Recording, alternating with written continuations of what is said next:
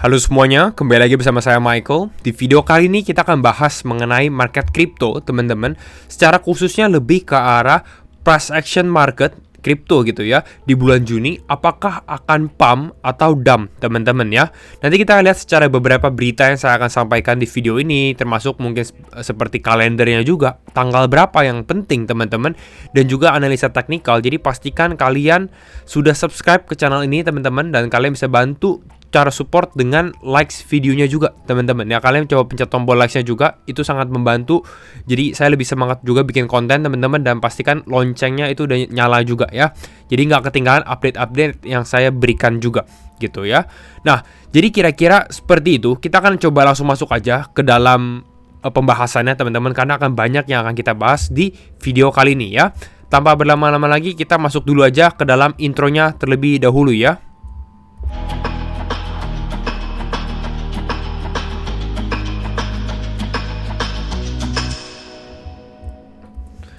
Oke, coba kita lihat mengenai market kripto saat ini ya. Kira-kira bagaimana? Dimana kita lihat Bitcoin sedikit mengalami penurunan. Lalu kalau kita lihat beberapa seperti Ethereum, altcoins gitu ya, justru masih sedikit bertahan. Tapi Bitcoin-nya yang cenderung melemah sih kalau saya lihat ya, teman-teman.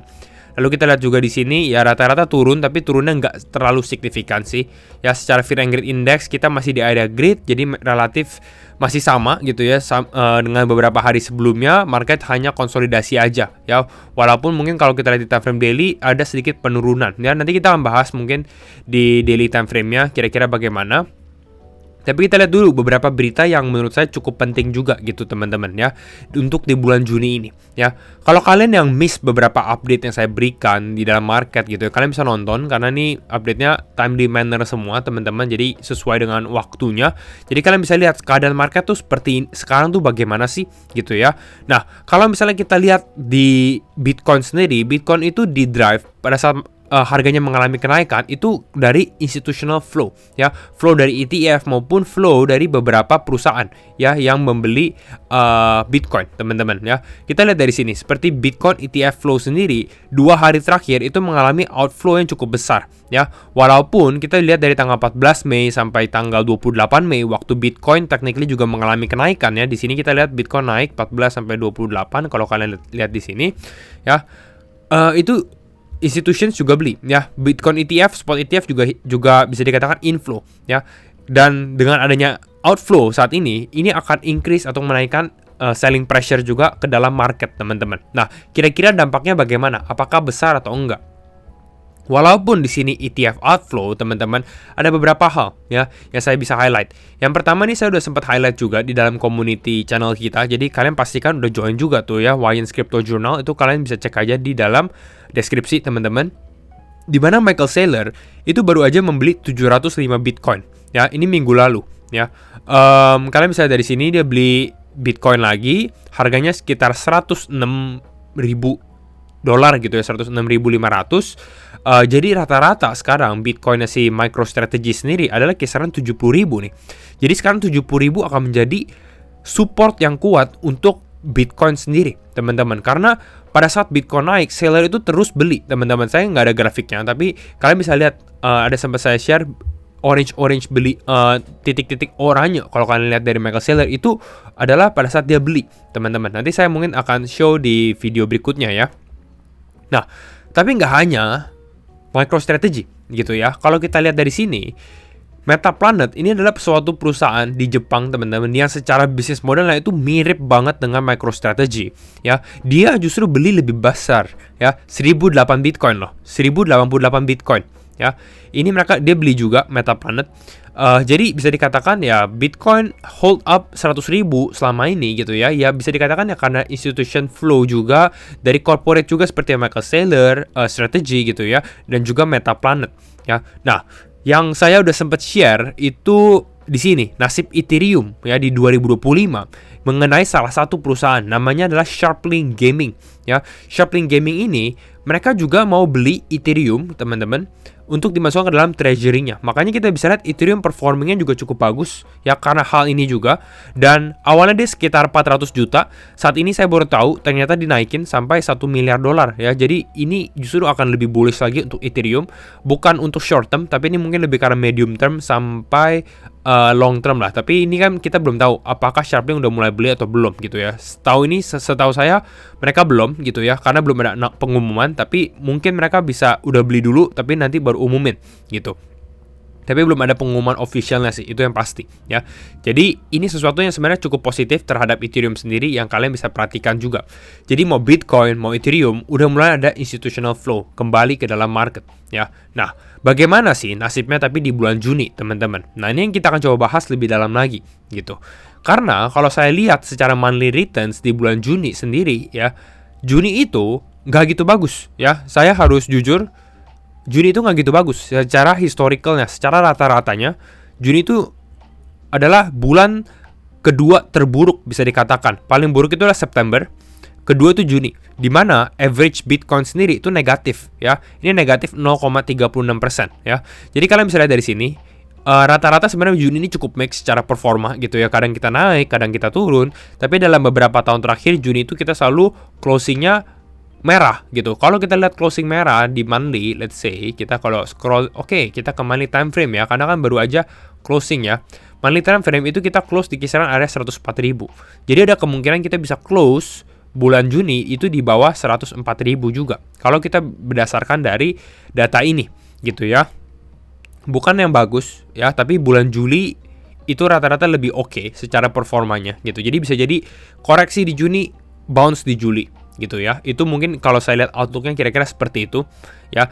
Dan sebenarnya ini juga bukan cocok logi istilahnya gitu ya. Oh, tapi ini kan performa berdasarkan historical performance dan lain-lain. Yes, betul. Tapi Juni itu juga menjadi banyak event yang terjadi ya. Event apa aja sih? Nah, ini kita lihat di crypto calendar di sini. Yang pertama adalah Juni itu berpas-pasan dengan FOMC meeting. Ya, ini di tanggal 18 Juni. Nanti kita akan lihat FOMC meeting bagaimana keputusan dari si Jerome Powell sendiri. Bahkan ada rumor Jerome Powell mau dipecat Trump tuh di awal bulan Juni nih. Tapi menurut saya itu hanya rumor sih, kecuali ternyata beneran, teman-teman saya akan update di community. Ya, karena itu fast pace update istilahnya kalau seperti itu. Nah, kalau kita lihat di awal bulan Juni, rata-rata juga sebenarnya yang important itu adalah makro. Karena keadaan masih uncertain sekali, teman-teman. Keadaan masih nggak jelas. Harga Bitcoin naik gitu ya, tapi belum bisa dikatakan aman gitu dengan beberapa berita yang ada. Contoh, tanggal 4 Juni sendiri itu udah ada tarif untuk baja dan juga aluminium yang saya baru share itu kalau saya di sini di nasib Ethereum ya. Itu akan langsung live di 4 Juni. Jadi 1-2 hari ini kalau misalnya ada negara yang nggak suka, mereka harus negosiasi dulu gitu ya. Lalu di tanggal 2 Juni, tapi setahu saya ini kalau misalnya di Indonya di tanggal 3 Juni gitu ya. Itu Jerome Powell akan ada pidato. Jadi kita akan lihat juga nih kira-kira dia punya tone itu bagaimana. Di akhir minggu ini kita juga akan ada unemployment rate dan juga non-farm payrolls. Nanti saya akan lebih update mungkin di dalam community, teman-teman. Dan minggu depan kita ada CPI. Ya, jadi ya kalau kita lihat overall seperti ini, keadaan memang masih fokus terhadap makronya gitu ya. Ini kalian bisa lihat kalendernya, saya juga udah share dalam community, jadi pastikan kalian join aja, it's free, kalian dapat info gratis juga ya. Nah, kalau misalnya teman-teman yang nggak tahu siapa itu James Wynn, kita coba bahas gitu ya di video ini ya. James Wynn ini adalah salah satu trader yang sebenarnya cukup besar gitu ya. Dia gaining popularity cukup cepat juga, teman-teman, karena dia menjadi trader yang membuka posisi terbesar di on-chain yang bisa di-track gitu. Jadi dalam blockchain kita bisa lihat gitu posisinya dia. Dan dia saat ini tuh udah loss cukup besar, teman-teman ya. Dan dia baru aja open long posisi lagi. Ya, saat ini masih live posisinya dia, di mana dia long di kisaran 105.890 dan sekarang Bitcoin udah di 103.000 gitu ya. Kalau berdasarkan data ini sebenarnya dia udah harusnya ke liquidate, teman-teman. Tapi data barunya adalah likuidasi price dia itu di kisaran 103.600. Jadi sebenarnya dalam hitungan mungkin beberapa menit lagi dia bisa kena likuidasi gitu ya. Kembali lagi, kalau kalian buka posisi besar di on-chain, ini kalian bisa di-hunt oleh market maker gitu ya. Mereka akan mengincar titik likuidasi kalian gitu. Dan ya ini sesuatu yang sebenarnya cukup menarik menurut saya untuk diperhatikan, karena dia awalnya menang teman-teman, tapi selama beberapa hari terakhir lagi lose streak terus gitu ya. Bahkan PNL-nya dari untung jadi loss ya, dan cukup besar. Seperti itu.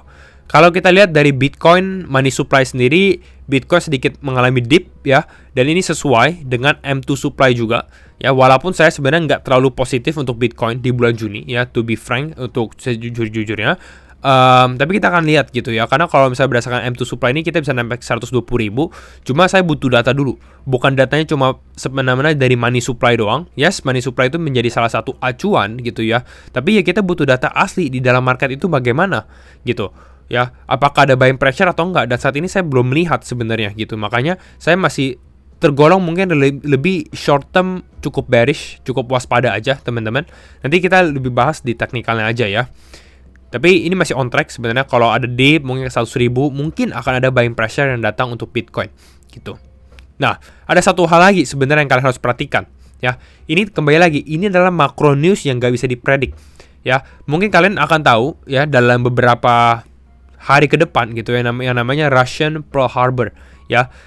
Bahkan beberapa berita belum cover ini gitu ya teman-teman. Tapi istilahnya, tapi yang terjadi adalah Ukraina ternyata udah serang Rusia gitu ya, dengan drones-nya dia dan ngebom beberapa posisinya base-nya Rusia. Pasti gitu ya, kalau saya lihat dari sini Rusia akan balas gitu ya. Kapan? Nggak ada yang tahu. Tapi ini udah memulai, istilahnya geopolitik intensitasnya tambah tinggi lagi gitu. Jadi ini sesuatu yang kalian harus perhatikan juga gitu ya. Nah, jadi kira-kira itu ya. Sekarang kita bahas secara teknikal teman-teman. Tapi sebelum bahas ke teknikal, saya mau bahas mengenai beberapa campaign di mana kalian bisa cuan lebih besar lagi, bahkan bisa sampai dapat mobil teman-teman. Mobil apa itu? Mobil BYD gitu ya, mobil BYD Atto. Ya mungkin kalian yang memang mau beli mobil, kalian bisa dapat Atto 3, BYD Atto 3 atau bahkan BYD Seal gitu ya. Dan ini gampang sekali untuk kalian kerjakan ya tugasnya teman-teman. Bagaimana sih cara kerjakan tugas ini? Kasih saya 2 menit, saya bisa jelaskan ke teman-teman semua gitu ya. Yang pertama adalah OKX saat ini lagi ada campaign yang namanya Grand Marathon Bonanza. Istilahnya ini kita trading, kita bisa dapat mobil BYD, memang di raffle atau diacak gitu ya. Tapi ya kalau kalian trading lebih besar, kalian bisa mendapatkan potensi untuk dapat mobil ini lebih besar juga. Caranya gimana? Kalian yang belum ada OKX, kalian bisa daftar melalui link saya di bawah teman-teman ya. MYN kodenya, nanti saya share aja semua di deskripsi di bawah. Kalian buka campaign ini, lalu kalian klik join now ya. Di sini saya nggak login, jadi nggak bisa klik join now. Tapi kalian kalau udah login gitu ya, kalian bisa klik join now. Bahkan kalau kalian di aplikasi kalian bisa. Lalu kalian tinggal trade aja gitu. Karena di sini tugasnya kita adalah kita trading ya. Kalau misalnya total semua orang yang ikut campaign ini sampai 1 billion dollars ya trading volumenya. Dan ini sangat possible teman-teman, karena masih sampai tanggal 20 Juni gitu ya. Kita bisa mendapatkan salah satu dari kita lah dapat BYD Atto ya. Kalau misalnya sampai 3 billion, wow, ini dapat BYD Seal. Ya jadi coba aja teman-teman, kalian join aja. It's free, paling gampang, paling take 1-2 menit aja. Nah, kalau kalian yang daftar OKX juga yang melalui link saya, ini kalian ikutin juga di sini. Ya ini benar-benar bentar lagi udah habis gitu ya campaign-nya. Tapi kalian ikutin, kalian join now. Kenapa? Karena kalian sebagai trader-trader baru, kalian akan mendapatkan bonus gitu. Ini kalian tinggal klik join now seperti tadi, join now. Habis itu kalian melakukan trading aja gitu ya, melakukan trading. Terus kalian bisa invite teman-teman kalian kalau kalian mau, tapi ini optional sih, nggak harus. Terus kalian akan mendapatkan hadiah lebih banyak lagi gitu. Price poolnya itu sampai $2.000 gitu. Jadi ya coba-coba aja teman-teman. Ini kalian bisa dapat bonus mungkin $5, $4. Itu sangat lumayan banget gitu ya. Satu lagi itu sebenarnya buat whale teman-teman. Kalau misalnya kalian memang yang besar-besar, whale besar, ya saya rekomen kalian lakukan ini aja ya. Kalian join now di sini. Kenapa? Karena kalian bisa nonton bola gitu ya, kalau kalian yang suka bola. Karena OKX ini kan sponsor Manchester City sama McLaren di F1 ya. Jadi kalau kalian yang suka nonton F1 atau nonton Premier League, itu kalian dengan jadi VIP OKX ini kalian bisa mendapatkan beberapa benefit ini ya. Kalian bisa cek detailnya lebih gampang sendiri. Kalian bisa scroll sendiri, di dalam aplikasi juga ada. Kalian tinggal klik aja tombolnya 9 titik itu di OKX, lalu kalian join campaign-campaignnya aja gitu ya. Nah, sekarang kita akan bahas aja mengenai Bitcoin teman-teman secara teknikalnya ya. Kembali lagi disclaimer on and do your own research, karena setiap keputusan di tangan teman-teman semua. Video ini bersifatnya entertainment dan edukasi purpose only gitu ya. Nah, Kira-kira ada apa sih event ya di bulan Juni ini ya? Tadi kita udah bahas. Nah, secara short term price action untuk Bitcoin sebenarnya teman-teman, plannya sebenarnya masih relatif sama ya kalau menurut saya pribadi, di mana Bitcoin sedikit melemah. Kalau kita bisa lihat dari seperti ini, konsolidasi yang sebelumnya ini menjadi area support ya. Sebelumnya ini menjadi area support, ini mungkin saya delete plan yang ini biar kalian lebih jelas gitu ya. Yang sebelumnya ini menjadi area support, sekarang menjadi area resistance gitu ya. Bahkan ini saya sempat update di close community saya, di mana kalau misalnya Bitcoin belum bisa break ini, ya kita relatif akan cenderung melemah gitu. Dan ini yang terjadi gitu, karena kita belum bisa break dari sini. Yang awalnya support, sekarang jadi resistance. Kalau misalnya kita mau Bitcoin naik lagi, ya ini harus menjadi area support lagi untuk naik ke atas gitu. Tapi selling pressure-nya masih cukup besar, dengan uncertainty yang cukup banyak, cukup besar juga di kondisi saat ini gitu. Kalau saya lihat, masih ada nggak kemungkinan Bitcoin untuk naik? Mungkin masih ada, tapi kalau secara short term bisa jadi kita go lower dulu untuk mungkin tes naik lagi, tapi kembali lagi karena ini kita harus menghitung buying pressure itu sekuat apa sih sebenarnya untuk Bitcoin sendiri ya. Dan kalau saya lihat di time frame 1 hari sendiri, teman-teman. Nah, ini di sini yang seperti saya bahas gitu ya, di mana exponential moving average 20-nya itu waktu itu udah dijebol ya, udah turun dari Bitcoin. Turun, konsolidasi, mencoba reclaim lagi. Yang terjadi saat ini masih belum bisa naik gitu ya teman-teman. Kalau hal ini terjadi, mungkin Bitcoin let's say close di bawah seperti ini kurang begitu bagus. Bahkan posisi saya seperti ini, mungkin ada potensi Bitcoin testing area 100.300 gitu. Jadi saya nggak gitu rekomend sebenarnya, oh ini area yang cukup baik untuk beli. Nggak juga, main supportnya tuh mungkin di exponential moving average 50-nya di area ini, yang mungkin bisa menjadi short term bounce untuk Bitcoin sendiri. Walaupun harus di note juga bahwa di area bawah sini, nih di area ini teman-teman, nih area ini area berapa? 101, 102 gitu ya. Mungkin sampai 103 sih sebenarnya ya, karena saya lihat di order book, ya kisaran area ini 102, 103, ini banyak order beli teman-teman ya. Di sini banyak order beli untuk beli Bitcoin gitu. Jadi bisa jadi ini menahan ya harga Bitcoin. Jadi kalau misalnya kalian yang mau short term beli Bitcoin, ya mungkin belinya di area kisaran box ini gitu ya. Tapi kalian bisa cut loss, let's say Bitcoin kalau turun ya di bawah area ini.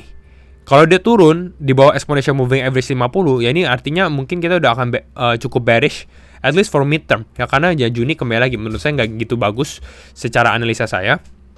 Kecuali di sini kita ada reaction yang bagus, ya potensinya mungkin masih seperti ini ya. Mana ya, di sini let's say kita turun ke bawah, ya mungkin di sini nggak kuat, turun lagi ke bawah sini. Nah, kalau di sini reaksinya bagus, kita masih bisa coba tes high-nya lagi. Ini masih ada possibility gitu ya untuk kita coba testing lagi ke atas gitu. Tapi kalau ternyata buying pressure yang melemah dan terus melemah, ya nggak bisa bohong juga ya, ada potensi kita untuk turun dulu ke bawah. Mungkin testing ke area next support ya kisaran 97.000. Ini untuk Bitcoin gitu. Itu yang saya lihat sih sebenarnya untuk Bitcoin saat ini secara simpelnya. Kita membutuhkan konfirmasi yang lebih kuat karena saat ini belum ada konfirmasi bullish kalau menurut saya ya dari Bitcoin sendiri. Ya bahkan posisinya justru lebih menarik untuk shorting di kisaran area 105.000 kalau misalnya untuk kalian para trader teman-teman ya. Jadi mungkin kira-kira ini aja sedikit overview bulan Juni itu akan seperti apa. Short term price action untuk Bitcoin seperti apa gitu ya. Main supportnya sebenarnya masih di area kisaran 97-an untuk Bitcoin, dan saat ini 50-50 sekali apakah dia akan naik atau akan turun teman-teman. Tapi ini outlook saya untuk market. Kembali lagi disclaimer on, do your own research. Kalian bisa daftar juga teman-teman OKX dengan program BYD-nya ini, jangan ketinggalan. Dan ya, see you all in next video semuanya. Bye bye.